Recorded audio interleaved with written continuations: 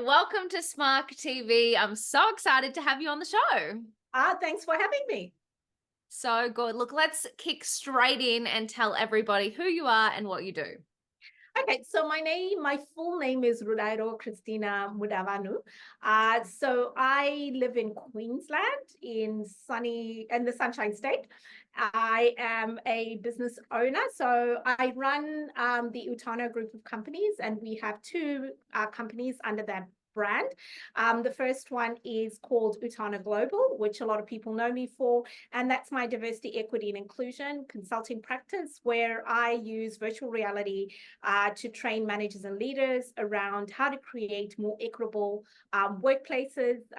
The reason I use VR is diversity, equity, and inclusion conversations are quite sensitive. So you want to create an environment that's psychologically safe for everybody, not just minority groups, but everybody, so that we can have open discussions. Because if you're going to drive change, organizational change, or any sort of change, you have to start by being honest. And people can only be honest when they feel safe. So I use technology. I also have a board game.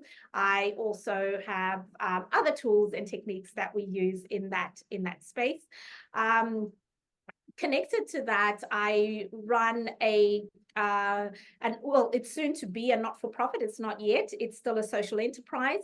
And that's really a labor of love, which is working at the grassroots with women of color who would otherwise struggle to get a job. And I have a program that I've written where I train them on small business. And this has been funded for a period. It's now coming into its 5th year. We've just had our last cohort for the year graduate. And this cohort was pretty interesting because apart from one woman, none of them spoke English. They all spoke Arabic. Wow. It was really challenging for me as a trainer because I've never been in that position before. There's usually one or two, or the interpreters working with a minority of the class. The majority can speak. So this way it was completely the opposite. And I can tell you, Danielle, while you have an appreciation of how much language is a barrier from a superficial perspective, and you may do when you go into other countries and you hear them speaking their language, but you can afford to ignore it because, you might be there as a tourist, whatever. But if you're living in it every single day, and this is impacting your business, this is impacting your life, I can say it was a very humbling 8 weeks. So it was a lot of learning. So that's under a company called Migrant Women in Business, of which I'm the executive director for that.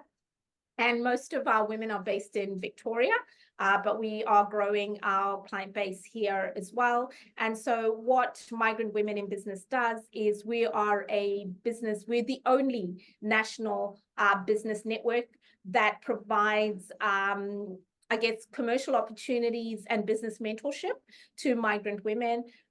We've got 2 commercial platforms. Well, one now, Made by Many Hands. So if you Google Made by Many Hands, you'll be able to see, it's like an Etsy type of platform where a lot of the women that we work with, that's where they advertise their wares.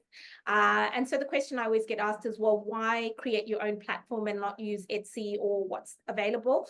If you understand the terms and conditions of Etsy and how it works, for the target cohort of women that we're targeting, it just wouldn't work. A lot of these women are living from hand to mouth, literally.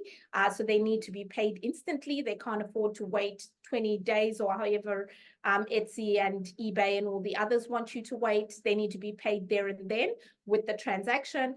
A lot of them have a lot of hidden fees that the women don't understand. Ours is one straightforward commission that they all understand up front, which is taken off at the get-go. We deal with things like GST on all of their purchases. So we worry about the back end. We also worry and support them how to make themselves look, how do I put this? How to make their websites look commercial, right? And not like it's just sitting in some, not look like something I created on on a Friday night with a glass of wine. So you want to take a lot of their businesses out of the cottage industry. So we really want them competing. So they have to look the part. Through that, we also exposed them to wholesale opportunities. So we had the women be part of the Australian Gifting and Hosting Fair in Sydney and Melbourne this year. So that was a great achievement. So these are women we've been working with for about 3 years now, and some of them are into wholesaling. So if you ever wondered where the gifts that you see in the stores come from, this fair is where they come from. So it's for traders only. So it's people who are coming to look at what is the next exciting gift that can be, put in their store and really set them apart as the gift store. So you've got your Australia Post, your big retail outlets that go there. And so we then subsidize some of the costs associated with that. And we also, because we provide the platform, the women then go in as a collective because they wouldn't be able to afford a stand on their own. Those stands are thousands and thousands of dollars. They wouldn't be able to afford that because the only arenas big enough to host this fair are the Sydney and Melbourne Convention Centre. It doesn't even come to Brisbane. That's how big it is. So really excited that we managed to get some of our women into that. So that's Migrant Women in Business. Attached to that is my podcast, Sisters in Colour. So I love Sisters in Colour. It's evolved over the years. It's had many different names and iterations as I've evolved and grown. But Sisters in Colour as a title sits very well with me because for me, it is a sisterhood that we're building, globally. And so I bring, and that one's focused on female leadership, in particular, female of color. So people from multicultural background, not just African, but the entire spectrum of multiculturalism. And so we come on that platform to have a conversation about how you've built your career. It really is focused on that leadership and your economic and your career advancement. So that's the focus of Sisters in Colour. There's a lot that I'm going to be doing with Sisters in Colour next year, which is really, really exciting. Part of it is I actually applied for the Spark grant to be able to Yes. with Sisters in Colour, just to sort of take it to that next level. My vision is to have like a TEDx style platform with cool. different tools and accessories for young girls of color who don't see enough women that look like them and sound like them in leadership, but they can go on here and access the mentors that they don't even know exist, because a lot of these women are in leadership, but they're busy getting on with work. So how do we bring them into a platform where, they're visible to the world? So I'm hoping to evolve Sisters in Colour brand beyond just the podcast. And so the other arm of Utano Consulting, which is all linked to this as well, is my background is in compliance. So believe it or not, I worked for Queensland government for too long, 14, 15 years. Yeah. I did a lot of health and human services compliance. And so out of that health and human services compliance, I've continued to do that work. And I've got a team of people where we support providers to remain compliant with things like NDIS, aged care, community nursing under the Department of Veterans Affairs. And with diversity, equity, and inclusion, you're protecting minorities. And with minorities, you are looking at compliance, and having good providers is the way that you're able to level the playing field in terms of the market, because if providers are not compliant and they go out of business, then vulnerable people have limited choice. So that's kind of a potted version of what I do.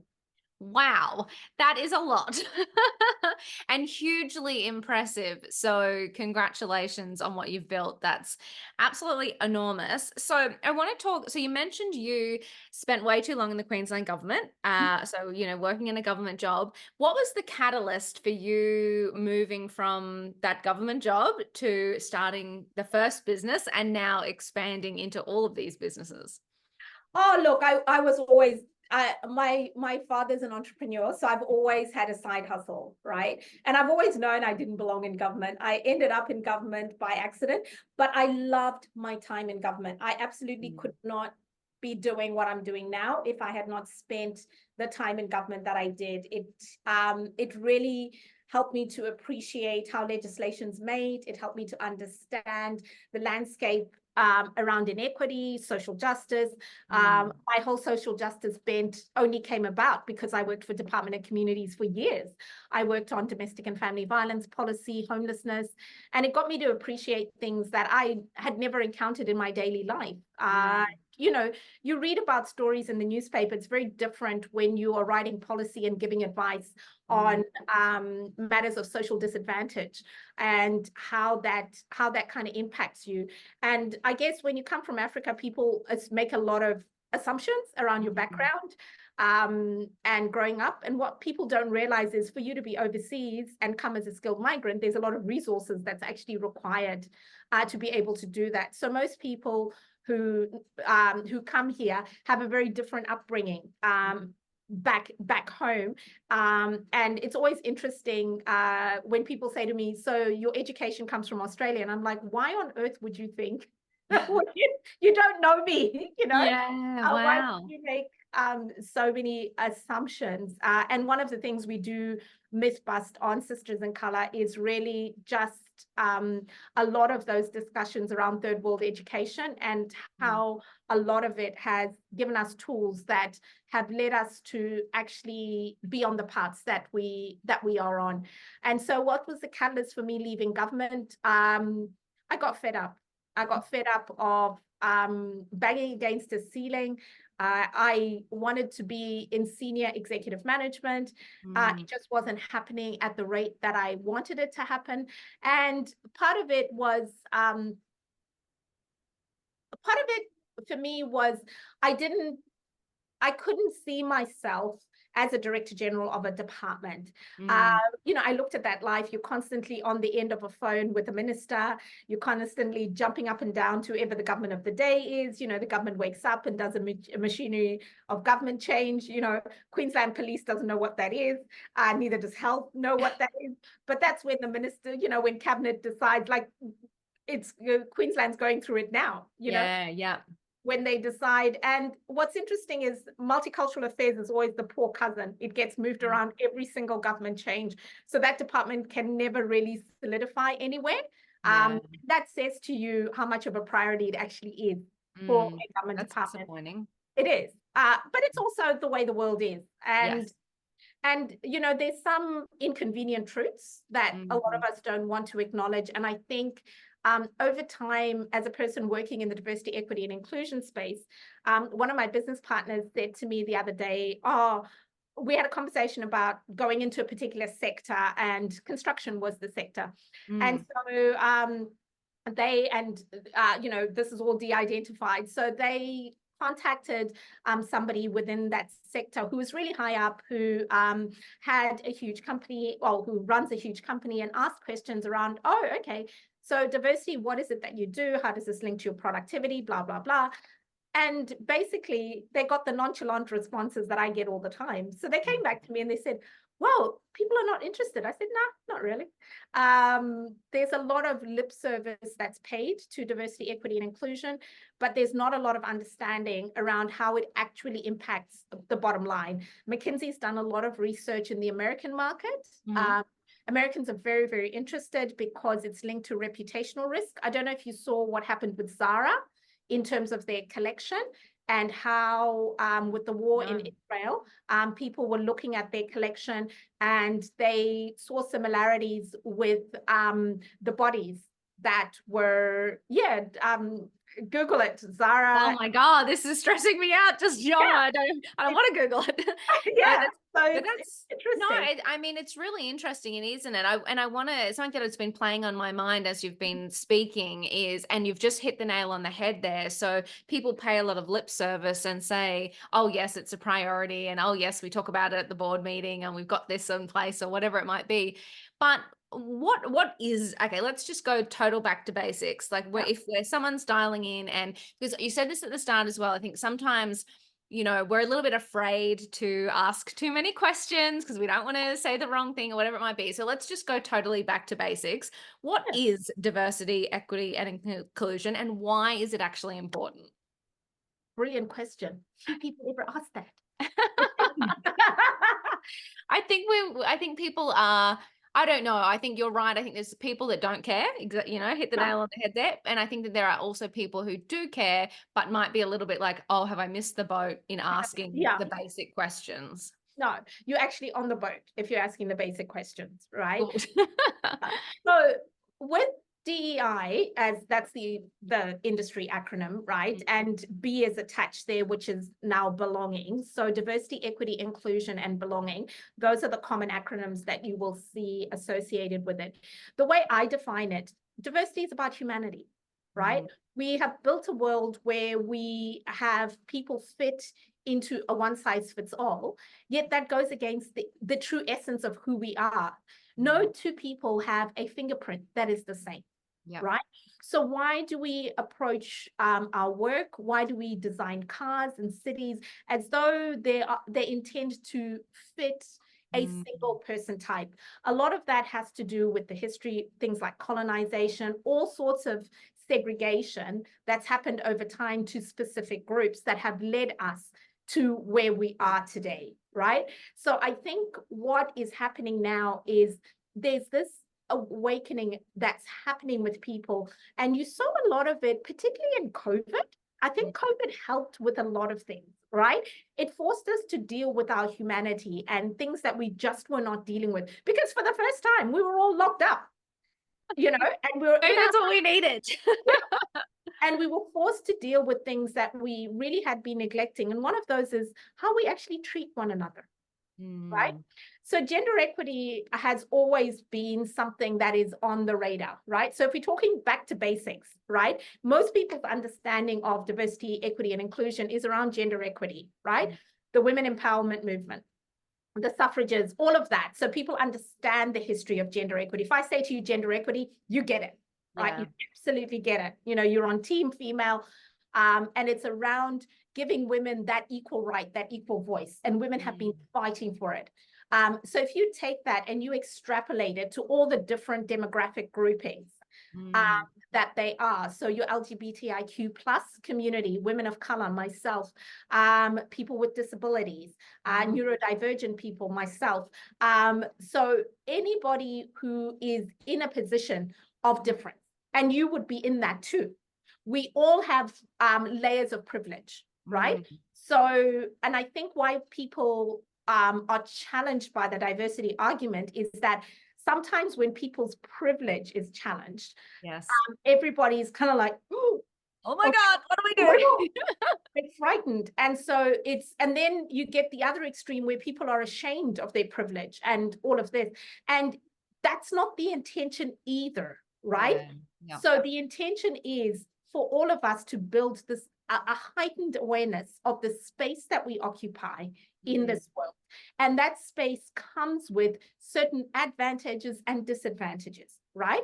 And the advantages that that space comes with, how do I leverage that to lessen the disadvantages in other spaces, in the areas that I have influence over, right? And if everybody took ownership of just that and stopped going on about ending world peace, you know, thinking about world peace, just, you know, stop trying to save the children in Africa. Like Africa will get its shit together or something. Very God's spirit. But that becomes the default, right? It's like, oh, I need to run off and save the kids in Africa. And I'm like, well, whatever. I never saw a World Vision truck in my life go. But that does not mean to say kids in Africa are not starving. Kids in Australia are starving, right? So it's like, but you don't have that much influence over that. Bill Gates does, because he's got a truckload of money and he's doing something with his truckload of money, whether you agree with it or not, different story, but that's a different budget. But what do I, Christine, with my privilege and my sphere of influence? So where are my advantages, right? My advantages is I've been well educated, right? I've had the privilege of traveling. You might find this a strange advantage, but in the colorism spectrum, you find that we all treat each other differently based on the color of our skin. We know that. It's a conversation we're really scared to have, particularly in the multicultural community, about how we treat each other differently based on the color of our skin, right? You know, it's not just a black and white thing. It's across the spectrum. If you talk to Indian communities, they're honest, they will tell you this exists. If you talk to Chinese communities, if you talk to Japanese communities. So there is this constant lighter, is prettier, lighter, is more intelligent, all of these things which are completely stupid. But Yes. that is the way the world works. Mm. You have to acknowledge that. So how do you then if I acknowledge that, and if I acknowledge that in the space that I occupy, I have certain advantages, I also have certain challenges, but how do I use my advantages to overcome my challenge? So say I've come from a marginalized background where I've had to struggle, I've had to strive, I've built resilience, right? I understand people skills at all different demographics because I've had to learn to communicate in all different ways. I'm resourceful, right? So I know that when I'm starting a business, I need to, allocate and ration my resources. And I know that I need to be innovative because I don't have the trust fund behind me to start my business, right? So that gives me a cutting edge, right? How do I then leapfrog that into what it is that I want to be in, right?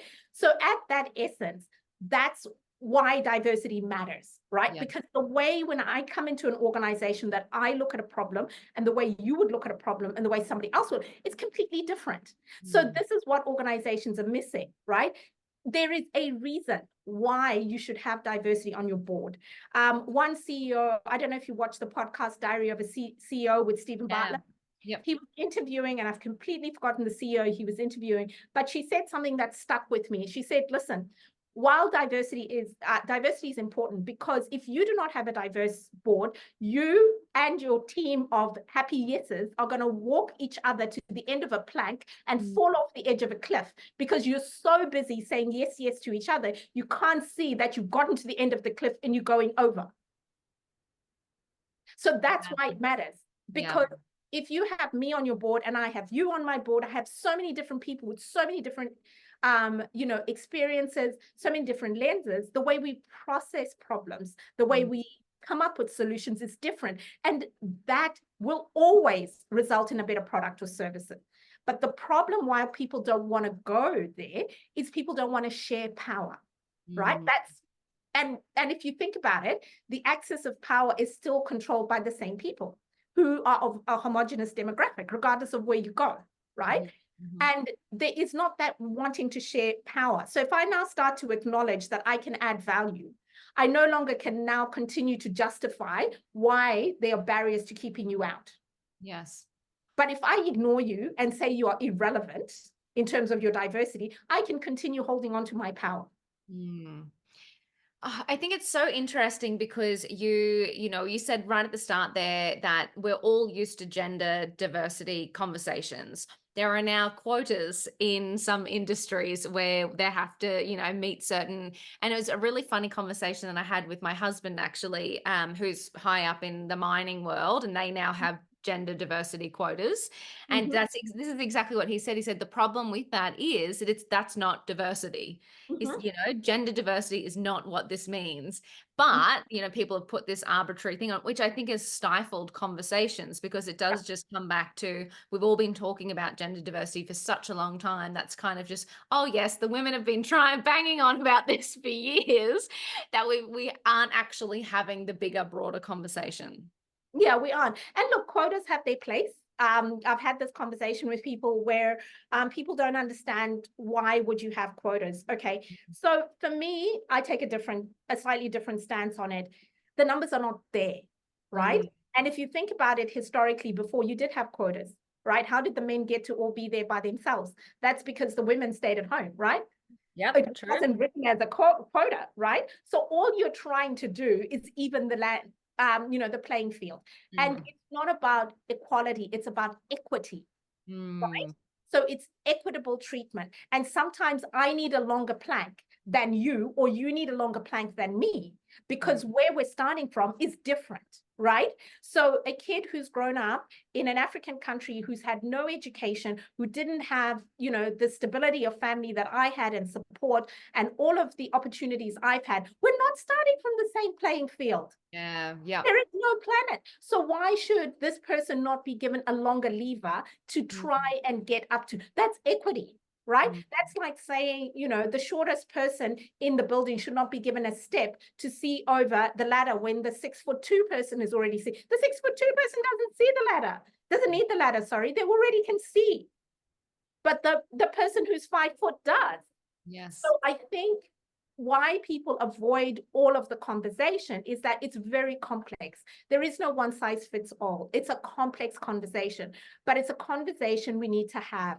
In Mm. Australia, we shy away from the race conversation because we're scared to have it. So when Mm. we had to have it as part of the referendum and what was going on with all of that, everybody was kind of cringing and whatever.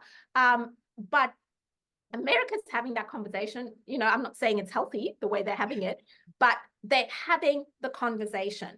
And when you start to read more into what stops us from having the conversation, we have to actually acknowledge, how did we get here to be needing to be having that conversation? How Yeah. do we have a humanity that treats part of its own as less than? We're the Yes. only species that does that, and we're top of the food chain, right? Yeah. Wow. Yeah. And so none of us want to sit back in that discomfort. That is very uncomfortable. I remember Mm. once around a dinner table saying to people, I sat back and I was like, the audacity of the British Empire. They sat down or the Ottoman Empire, or whoever, right? In terms of conquering worlds, if you think about the audacity of that, you have to convince yourself that you're so superior to somebody else, right? Mm. That you have the right to invade, take, and then put your laws and make it illegal for them to ask for anything and come through you to ask for things that always rightfully belong to them. Yeah. And that's the world we live in. And it's crazy. It is. It's incredible, isn't it? I'm just putting myself in that time and thinking, how on earth could a human do that? But it's exactly what happened. And it wasn't just singular either. It happened quite a lot. And this It is how happened. we've gotten. Oh, exactly. No, no. And it's really interesting because I think too, what you said is we have to have the conversations, and the conversations are uncomfortable and we shy away from them. But if we actually don't have them, and I think we actually need to have them imperfectly, as I said, I was like, okay, let's go back to basics. Let's explain this. I feel like we have to sit in that discomfort. We actually have to, if we don't, nothing's going to change. And there also has to be a willingness on both sides to sit in that Yes. comfort. Yes. And Chimamanda Adichie, who is a Nigerian author and a poet and a scholar, she was the keynote at the opening of the Belgian Museum of Arts. It's a very famous speech where she, this the I guess the strength it took for her to deliver that speech was Mm. phenomenal. So she sat down and she basically talked about the fact that everything, all the artifacts, because this was a museum, gorgeous, but all of those artifacts were illegally gotten. Wow. They were. Yeah. They all belong to African tribes who Mm. are too barbaric to look after their own things that they create. It's mind-blowing, isn't it? Growing, but that is the world we live in. And Yes. she was at this place, which looked absolutely gorgeous, addressing world leaders. And so until we can sit in the discomfort of our history, of Mm. how we got here, right? Colonization is one aspect. Look at how we've treated people with disabilities, Yeah. right? Yeah. Just look at that history, right? We've talked about women, right? And that history. Talked about race and that history. Look at how we've treated the LGBTIQ plus community, right? Mm. The list is endless, right? So anything that threatens that access of power, Yeah. anything that threatens that gets marginalized, gets ostracized, and gets treated as less than. And Mm. over the years, so I remember one person said to me, well, once you're in the company, why should you be given, why should there be quotas? Like, why should there be identified places? Like, for example, Aboriginal communities have identified places, right? Mm. And I'm like, okay, think about this, right? You have managed to get, and everybody's like, well, I've gone through the whole merit selection process, blah, blah. I'm like, yeah, you're right. You're absolutely right. You have. But can we just have a frank discussion about who created that merit selection process in the first place? And Yes. you have never been through a door that you were told you could not enter, right? Yeah. You've had centuries of history of being told you were ineligible for, right? You've Mhm. always been able to enter. So obviously you've built those skills. And obviously You've built that. So the lever that you need to get through the door is much closer. And so Mm. it's amazing how then people look at you a bit differently. And it's like, well, you didn't think about all of that when you kind of thought about that. Mm. So and the reason people don't think about it, it's not front of mind. It's not something that we discuss. And people keep saying, well, how long do I have to keep apologizing for colonization? How long do I have to keep apologizing for? I didn't ask you to apologize. I asked Mm. you to get educated. I asked Yes. you to understand what role you can contribute into the world and move things forward. I And asked you to. is that your advice? So that was the question on the tip of my tongue is, so where to from here? So, and especially as, small business owners who are Yeah. listening in, what role do we play now? Hmm. How do we actually take action? First of all, be aware, educate Yeah. yourself. One thing Mm. that was really disappointing about the referendum, I didn't care whether you voted yes or no, but I Mm. think you owed it to yourself to educate yourself about that vote. So Yeah. you understood what actually was on there, not propaganda press. It Mm. wasn't that hard to find that information if you were interested. Yeah. Okay. So be interested, right? Find out information. Look at your advertising and your marketing message, right? Who are you excluding from your products and services? Mm. Hairdresser, do you cater for me? Probably not. Um, I'm a client, right? Absolutely. Get yourself educated, right?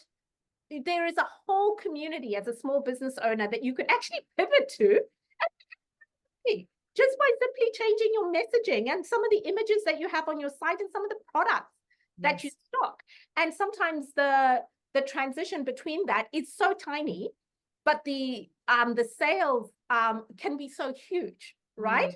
Mm. And Mm. ask questions. Just do exactly what you're saying. Ask questions. What do I need to know? I'm in this business. Who am I excluding? Who is not represented in my decision making, in my thought process? How do I think about that? If you're in a line of clothing, right? For example, how do you think about adaptable wear for people with a disability, right? Yeah. Do you Yep. think about that as a line of clothing that you could carry, right? Or even if you don't carry it yourself, do you have affiliates that you could just then have backlinks to through your website, right? Mm. And you could earn extra money through affiliate marketing. Like these are things that small business owners can actually do, which will benefit them as a business, but Mm. make them just more aware. And like I said, it's about controlling what's in your purview. Stop trying to end poverty in Africa. That's, you know, Leave that to Bill Gates. yeah, but on a serious note, Yes. because that's a cop out as far as I'm concerned. Because Oh, then, I agree. It just palms it off to yeah, it's too big a problem for it's me to too big solve. a problem. Like, Yeah. when you can actually, as you rightly say, as a small business owner, there are very simple, small things that you can make. Watch the kind of language that you Mm. use, educate yourself, understand why pronouns are important, right? It's not just about the LGBTIQ plus community, but for example, if I'd said to you and you'd never met me, my name is Mudavanhu, you wouldn't know if I was male, female, you would have no idea. But if Mm. I put the pronoun on the end of my name, you know that, right? Yes. But if I Yep. do that, I immediately get associated with the LGBTIQ plus community, right? Mm. Which, Mm. you're sitting there and you're like, no, it's not binary, right? Yeah. The conversation is complex, and you Yes. need to be able to be open to having a complex conversation that Yep. at times is going to make you really uncomfortable. You need Mm. to sit in that discomfort and actually realize you don't know, because I get challenged every single day and I have to sit in very uncomfortable conversations in very uncomfortable places, but that's the Mm. only way we grow. Oh my God, I love it. And look, I mean, I feel like that's a metaphor outside of this diversity, equity, inclusion conversation that we're having. I love that idea of just, discomfort equals growth. And I Mm. think it's, relevant to the discussion that we've had today. But I know as well, we haven't talked about anything, the business side of things, Yeah, which I would love to discuss with you as well. So let's just quickly pivot to there because yeah, I'm super interested in obviously we've talked about, the work that you do and how important it is, how business owners, how we as individuals, as humans, can start to take some action. I'm super interested in your journey as a business owner. Okay. So, this is a huge mission that you're on. Going from government employee to business owner, what was that transition like for you? How have you found being a woman in business? It's been, there's a lot of learning.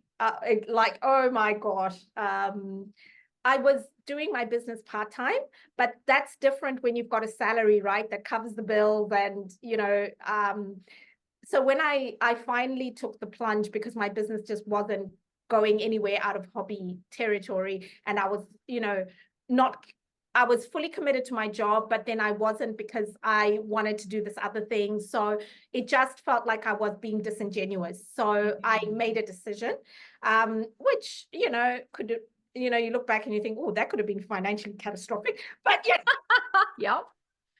and for a while it was, but it kind of, you have to make that decision at some point, that what is the best interest for me. So I really wanted to grow, and I have a vision for my life, not only just from the economic impact that I want to make in the world, but just Mm. the things I want for myself personally. Yes. And I think as women we're scared to talk about that as well. I like a good lifestyle, and Me too. Thank you. Hands up here. yeah. So I want to be able to afford that. I want to be able to afford the way I want life to look like for me, the way Yes. the opportunities I want to be able to afford my son. I love to travel. I love to travel in style. I love all of these things, and they cost money.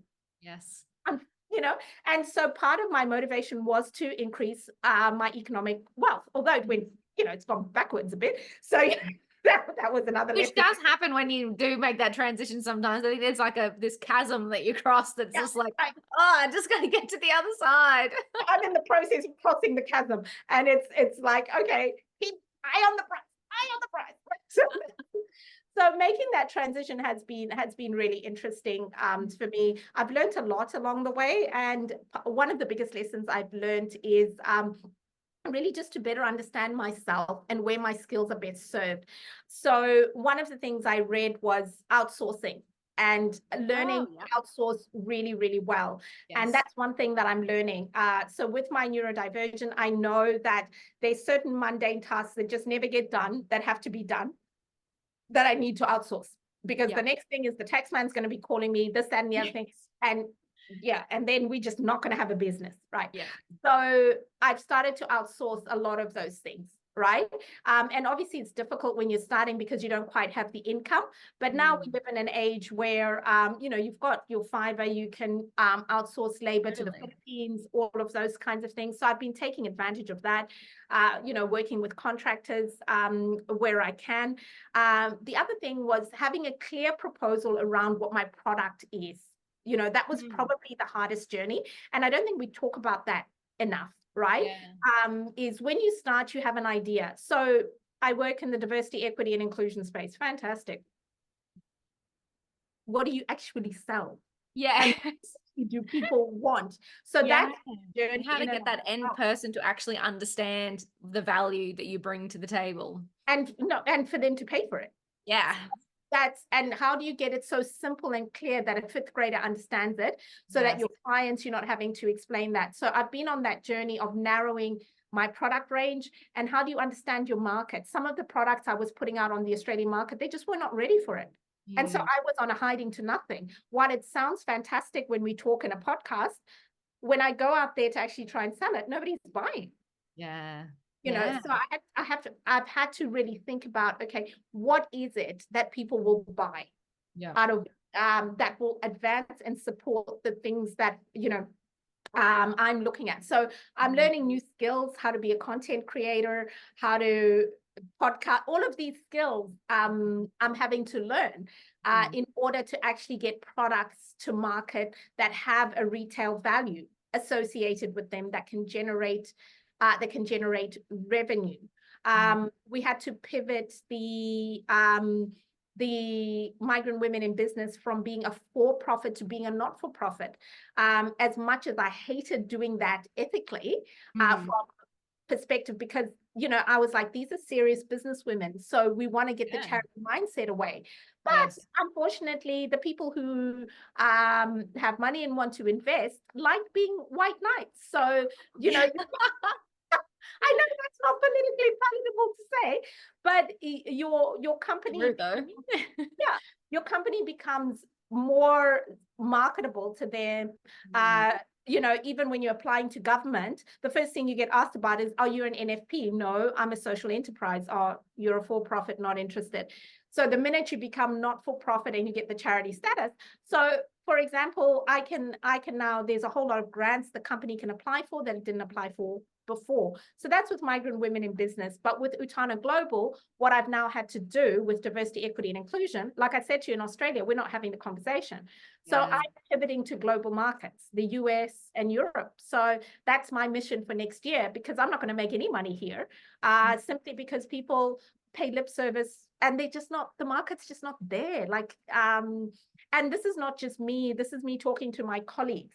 Yes. Yes. And so I decided that that's why my company used to be Utano Consulting. That's why I dropped the consulting to global, Yes. so that I can have that global reach. So that's part of my journey in business, which is learning, where the market is at.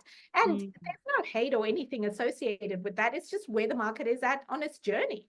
And Totally. And it's a great lesson because it's every industry, right? I think there's plenty of industries where people have said, I can change this for the better, and the industry doesn't care and they don't buy into it, and that goes across everything, sustainability, innovation, yeah, technology. There's, I know so many people who have tried to implement change in areas where people have just not been interested.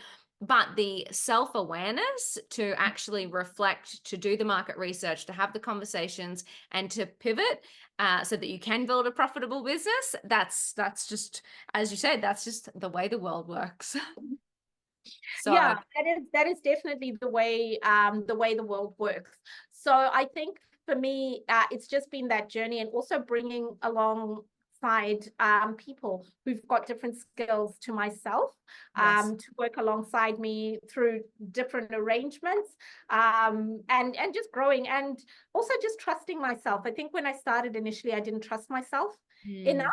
Mm, I doubted myself, and mm, therefore I had to then, retrace and reframe certain things.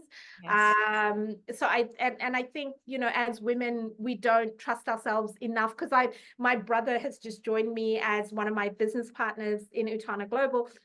He's like, no, not doing that, no, no. And he has a quarter of the knowledge at the moment than I do, but the amount of confidence that he has, and in a short space of time, I've just pumped him with information to educate himself about this world, because he comes from the finance world. So he's looking Mhm. at the business from a finance perspective, and he's Yes. asking a whole different set of questions, which I don't normally ask. And Mm, so, but the difference between our approach to new clients and just our approach to it really is interesting to me, because I work in DEI, and I yes. know some of the challenges that women we face. And as women, we have to be 100% and a PhD and another D before Yeah. we step out the door. Yeah. Just I before have, we'll bother, getting out of bed. Yeah. yeah, it's like I have to have 20 doctorates before Mm, I get out of bed and do anything. And so with that, I've now learned to just have the courage to trust myself, I and love that. really just have the confidence to build myself up as a speaker. That's my other journey this year. So I've joined a speakers bureau, to really get myself out there speaking about my message, because that builds my brand as Mhm. well, and really Absolutely. focus on building that brand, growing that brand, and not being afraid to do that, because I've sat there and I've sat through people's trainings and I've been like, wait, I do this and I do this better, not arrogantly, but I'm kind of like, you pay good money for that.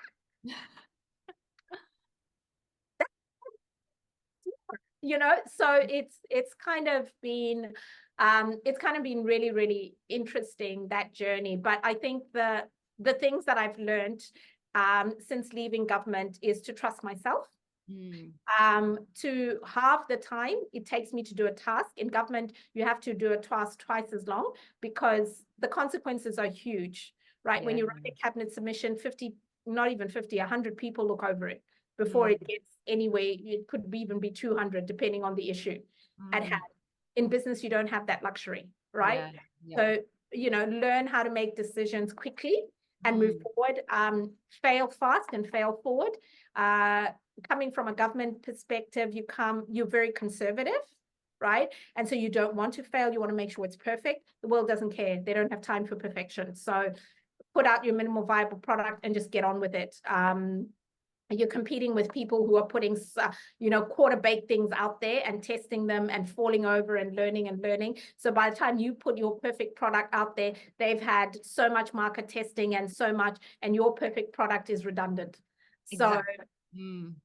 that would be my other big lesson that I've learned. And the other one is just be crystal clear what your product is and that there actually is a market for it. You are so incredible, Christine. Thank you so much for sharing your wisdom and your journey with the Spark community. That has been very impressive.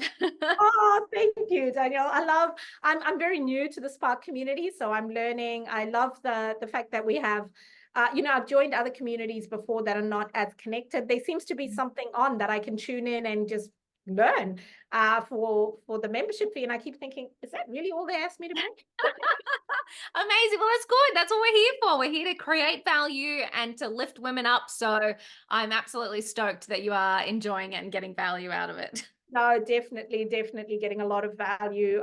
Very new to the community, but looking forward to, getting value and, how I can also contribute to the community Absolutely. when the Yeah. opportunities arise. Yeah.